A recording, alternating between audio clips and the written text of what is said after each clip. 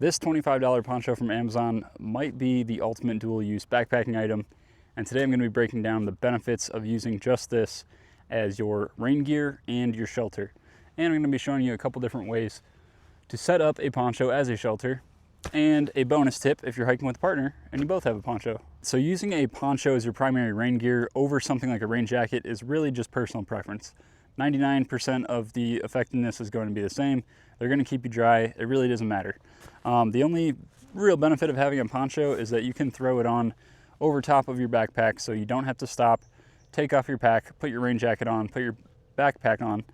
You can just do it on the fly as you're walking, throw it over top of everything, and you get that added benefit of protecting your pack from the rain as well. Now, some ponchos are super lightweight and packed down a lot smaller than this.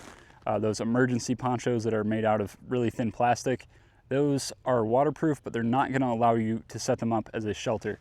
So this is kind of the heavier duty option. It will protect you from the rain just as much as a rain jacket, minus your legs a little bit, but who cares? This also gives you the dual use ability to set it up like a shelter. Now, the one thing to keep in mind when you're setting up a poncho as a shelter is that there's going to be no bug protection. There's no nets involved in this, obviously. So if you're worried about getting eaten alive by mosquitoes, or you're worried about any other creepy crawlies at night, this isn't going to be the best for you. But if it's a shoulder season, or depending where you live, even in the summer, this could be a really good option to lighten your pack. All right, so the first configuration I have set up right behind me is just a basic lean-to. So this is extremely easy to set up. You just stake out the back two corners, you set your trekking poles up, stick the trekking pole tips right through the grommets in the tarp, or in the poncho, excuse me, and then put out two guy lines. So this is really quick and easy to set up. This offers you a little bit of rain protection, more than it looks like from what you can see right now, but we'll take a closer look at that. But you can also set it up during the day. If it's sunny out, you just want to take a break. Like I said, it takes a couple of minutes to set up, and you have some shade, you can hang out underneath, take a nap, whatever, and then pack it up real quick and keep going. Let's take a closer look at this one. So here's a better view of it set up. Again, the first step is to just stake out these back corners. The poncho comes with these little tie outs on it, and then you can use whatever tent stake you want. And then you come up front, take your trekking pole tip, put it right through the grommet on the poncho, and stake it out and pop it up. This is an optional step right here, but this is the hood of the poncho. I just balled it up, tied one more guy out to it, and staked it out back there. So it gives you a little bit more headroom, definitely not necessary, but it just kind of keeps the poncho from flapping around and keeps it off your face. Now, of all the different ways that you can set this poncho up, this particular configuration isn't going to be your best choice for serious weather. So it offers you a little bit of protection from the elements, and it is a pretty good wind block. But if it's going to rain pretty hard, you're going to want to go with something that offers a little bit more protection from the rain, and I will show that to you now. So the way I have it set up right now would be called a flying A-frame, because these corners are not staked out to the ground. They have a little bit of room underneath. So this will offer you more headroom inside to make it a bit more comfortable.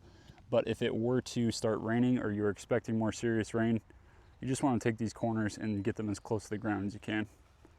On that lean-to that we looked at first, I had this trekking pole, both trekking poles set to 125 centimeters.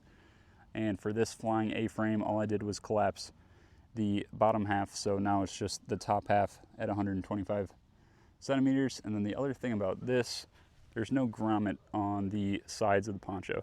So you kind of just have to make do. There's probably a better way to wrap this around. This will hold fine, especially if it's under tension, but not quite as secure as sticking the trekking pole tips through the grommets. Again, the primary benefit to this shelter, it's going to give you a little bit better protection from the rain, but it does take a little bit longer to set up and a little bit more knowledge. You kind of have to get used to where the stakes need to be and how to guy it out, especially if it's going to be flying. But overall, like I said, not too bad. And the more you do it, the more you get used to it, the quicker that will go. Okay, so last but not least, we have the plow point. This really only requires this one trekking pole up front here. But again, I have guyed out from the poncho hood out to the back, because you're going to have a second trekking pole anyways. So it just gives you a little bit more headroom on the inside. So this is not quite symmetrical just because of the shape of the poncho, but it gives you much better protection from the elements than the lean-to, while being significantly easier to set up than the A-frame. Again, same thing here, trekking pole tip right through the grommet, This gets staked out, and then the corners can just get staked straight to the ground, like I have that one over there, or over here I have it off the ground just a little bit. So you can do it either way. And then this back corner of the poncho will go straight into the ground. And again, just to show you, one guy coming from the poncho wrapped around the trekking pole and down to the ground.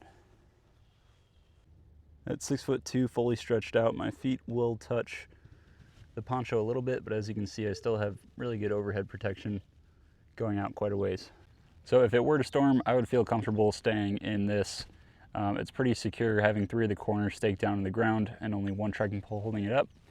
It offers you enough protection and privacy while also still giving you kind of an open field to what's out and about around you. So good hybrid shelter. Easy to set up, good protection, kind of the best of both worlds between the A-frame and the lean-to. Now I want to show you a unique feature that you can use with these tarps specifically. So if you have a partner and you both are carrying these ponchos, mosquitoes are out, this would not be a good night to sleep outside like this. But I'm going to show you how you can actually take 2 of these and put them together. So I've got the original lean-to set back up, and I'm going to take this and show you how we can make it into a 2-person shelter. All right, so I've just snapped these all together, taking care to make sure that they're all the same way so that there's not a seam the rain can leak through. And then put the grommet right over top of the pole. Ideally, you would reposition the skyline so that it is straight on. But you get the point. That's a pretty roomy 2-person shelter. And if you had a partner and you had 2 extra pairs of trekking poles, you could stake out the hoods like I showed before and give yourself even more room inside. This is definitely enough for 2 people, maybe even 3, and it offers you quite a bit of rain protection. So there are 3 different ways to set up a single poncho as a shelter, and 1 way to set up 2 ponchos together for a 2-person shelter. Really, like I said, if there are no bugs out, this is probably what I'm going to be turning to in the future. I usually cowboy camp anyways, and I've spent many a nights under a poncho, courtesy of the US Army, during terrible weather, and you get a little bit wet, not a big deal. You'll dry off, you'll survive, unless you're going out into crazy rains that are sustained for multiple days on end. Yeah, then I probably would opt for a real tent, but a lot of the times this is going to be all you need. So as always, thank you guys for watching. I do really appreciate it and enjoy reading your comments. If you've ever tried using a poncho as a shelter like this, leave it down below. I'm curious to know what your experiences were with that. Again, thanks for watching, and I look forward to seeing you on the next one.